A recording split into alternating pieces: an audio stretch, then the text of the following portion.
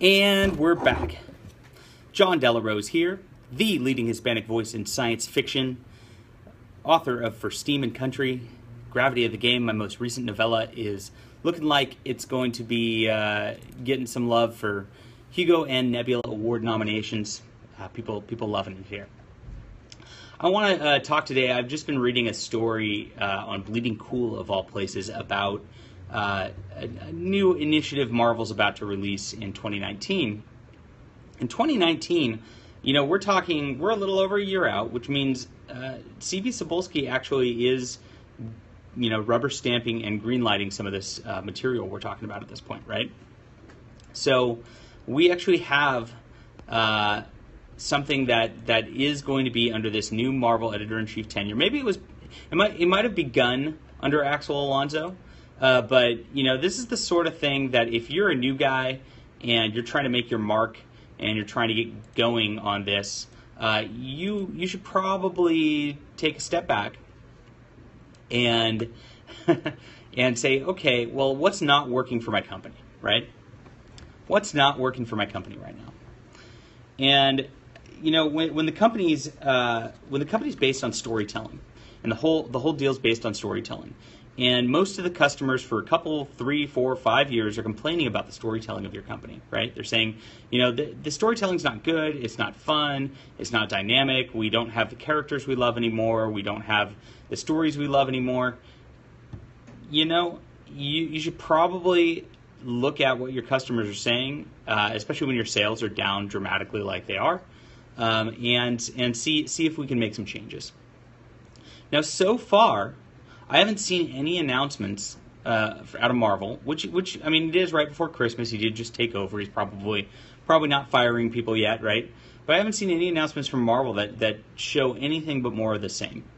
And I was looking at Bleeding Cool this morning because somebody linked me an article, and I don't not that I usually read Bleeding Cool, but when I do get linked articles to Bleeding Cool, I check them out because usually there's something. Either they're telling some sort of lie, or they're promoting some SJW initiative, and it looks to be the latter in this case. So I'm going to pull up the article right here so you guys can look at it. Loki to be pansexual and gender fluid in new series of Marvel anti-hero books in 2019. Here we go. 2019. So this right here is a CB Cebulski initiative. Marvel, to be fair, probably plans their storylines a year or two out, maybe two. So this may not have started under him, but at this point, if I walked in as an editor-in-chief right now and I saw all the problems I have going on with the social justice crap going on right now, the first thing I'd do is if I had a pansexual and gender fluid new series. I don't even think the teen girls really want to read this stuff. Teen girls, I think I can figure out how to appeal to normal teen girls to maximize the audience. This is appealing to a just very, very small sliver of people. And I got to keep in mind that superhero books and Thor and all this stuff, they were originally targeted at children. These are at the end of the day children's characters from a children's mythology. And now they're being kind of rewritten for this bizarre, creepy politics, right? And it's 2019. So CB Cebulski is going to continue these initiatives. Look, Marvel's go-to villain besides Thanos as of late is certainly most popular complex bad guy in films will be presented as pansexual and gender fluid in the new series. Oh, yay. According to the series author. Mackenzie Lee will be writing the new book series, which will focus on Marvel's anti-heroes, starting with the Asgardian god of mischiefs themselves, Loki. Oh, look at that! Wow, it looks frightening right there, but not in the way they intend. This isn't a well. Come on, scroll up. This is too far up. Stupid internet. All right. So this isn't frightening in the way they intend. Gosh, this is terrible. Come on, internet. Bleeding Cool is messing with my page because let's try this again. Bleeding Cool froze out my web browser because apparently Loki. There we go. Because it's a weird clickbait site with weird ads that probably are putting viruses on my computer. So my computer doesn't like that. All right. Here we are. Yes. Ooh, that is a villain I'm so scared of right there. Yeah. Look at that art. I mean, it's just not dynamic. It's boring. You might as well put his fedora on, right? All right.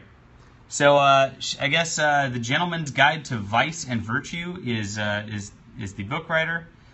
When the author asked if it would be presented as queer, here's what I can say: Loki is canonically pansexual and gender fluid. So, okay.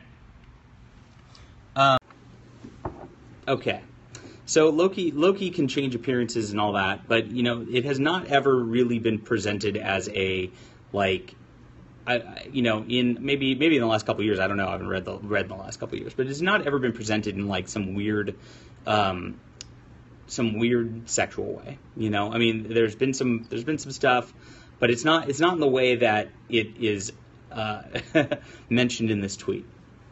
It's just bizarre. It's like an upset fan. I don't mind if there's evidence, but I have a problem if LGBT want to say he is so they can feel represented. So she responded knowledgeably, of course. Yeah, this is how Bleeding Cool treats people. So, of course, this writer goes, she responded knowledgeably to somebody's concerns about the identity politics crap in here. And, it's about time to have LGBT representation. It's the same thing every time, right? I'm amazed that this is continuing. This is how you bleed readers. Parents don't want their children reading these books and going, okay, I'm not going to have my kid reading weird, creepy sexual things. I mean, come on, just obvious, which is now what they're trying to do. Okay, this is the pure intention of this, so that they can brainwash a generation of young children into this bizarre behavior. All right, and most readers feel this way as well. Most readers want a superhero story. These are superheroes. The whole point is to have a cool god of thunder with a cool hammer just beating up on villains who are trying to take over the world, and him having to deal with that and have some good conflict along the way. This is not about that. This is just about LGBT plus community represented in superhero narratives. I mean, you know how this goes every time. It's going to be a bad story. The art's going to probably not even be focused on. It's a big problem. And I'm a little concerned. I'm concerned that CB Cebulski went, okay, yeah, let's just do this, right? Because everybody's sitting here cheering these last few weeks. Axel Alonso's out. Things are going to change. Yay. Just like, think about this. Legacy's happening. Yeah, things are going to change. Legacy's going to change the Marvel Universe back. It's going to be focused again on cool superhero stories. I mean, we've heard this a few times now, and every single one of these has been a marketing gimmick, but a poor one. And this is, again, a poor one. Sadly, readers have to wait a little. Yeah, I'm sure everybody's really chomping at the bit to read this. So interesting, this Mackenzie Lee, I don't know who this is. I've never seen this person before. This is the writer of it, and guess what? Never seen this person before in my life. Who's in? Oh, I'm blocked. But here's the stupid thing about blockers. I can just, log out and see the tweets, which I've done on my other browser, and everything is going on here. So Loki is, establishes pansexual. How am I already getting shit for stating that a character I'm writing about is canonically queer? Good Lord. Well, because it's not, you don't write about that sort of thing in, hey, thanks. You don't write about that sort of thing in children's books. It's just, you do not market strange, creepy, deviant sex stuff to children. This is the over the line pedo sort of stuff that is going on, and it's actively saying it's YA. The superheroes are children's things, as I've said before, and that's what's going on. And then I woke up to 600 notifications. Now notice like nobody pays attention to any of this stuff, right? Most of which are homophobic, right? So it's not just that. It's that they don't even recognize what they're doing. They want to just demonize the audience who goes, yeah, I don't like this sort of thing. The audience goes, this is not right. This is not cool. Now, some of them are a little meaner than others about it, but but the audience is reacting because these are 50-year-old characters who they've been reading, who their parents have been reading. This is like grandchildren level moving down, and now people are putting this weird, creepy sexual stuff into these books. Are they going to write yeah, right.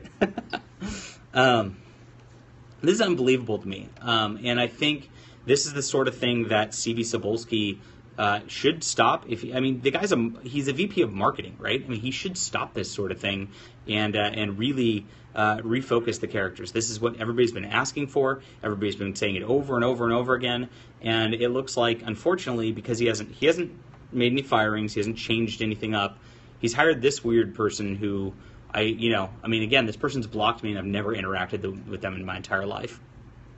But I don't know anything about her other than her tweets, like virtue signaling right here, and the fact that I don't know, Marvel's hired her, which is scary.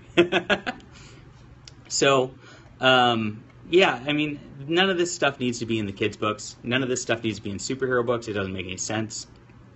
And it's in every single one at this point. I posted an image the other day. I'm going to show you this image because in case you missed it on my feed, it's not brave, it's not interesting, it's not different. You're not making some statement. It's the same thing in every comic over and over and over again. And let me show you one that just came out. I mean, I just read an okay book that was fine, and look at this. Look at this panel. So this is some villains are taking her and trying to brainwash her and showing some bad things that are going on, and it's saying, be a consumer, be conditioned, anti-capitalist stuff as it is, but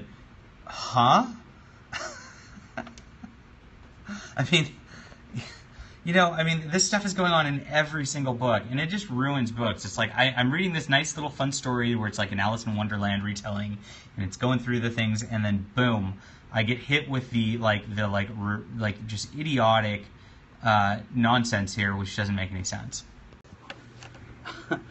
I'm so sick of it, and everybody's so sick of it. CB Cebulski, you need to.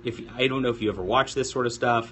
I've been championing the guy. I've been trying to defend him because they've been attacking him. But for a 2019 initiative, this thing's got to stop. You can't produce this kind of thing, with Marvel and keep it going. Otherwise, it's going to be the same train wreck that we've seen the last 5 years. So thank you for tuning in. Hope you enjoyed, and I really hope, I'm really just crossing my fingers that this is the end of the actual Alonso era. Maybe this was contracted ahead of time, and they have to do their contract. I don't know. I would just pay Mackenzie whatever fee is and say, sorry, we're not focusing on this kind of content anymore. We're trying to bring things back and dial it into fun stories again, and we don't need this sort of thing. That's how I'd handle it at this point if it was a contract issue. But geez, this is a bad way to start out the term of CB Cebulski's editor-in-chiefship here. So yeah, I'll talk to you guys soon. I gotta get back to writing. I've got a lot going on. I'm gonna have a lot of comics coming out next year. I'm collaborating right now because I'm on the other front. I'm raising money for comic art. But the collaboration should go well. If they do go well, they'll come out, and we won't have any. We'll just have some fun stories as alternatives for you guys. So thank you very much, and I'll talk to you soon.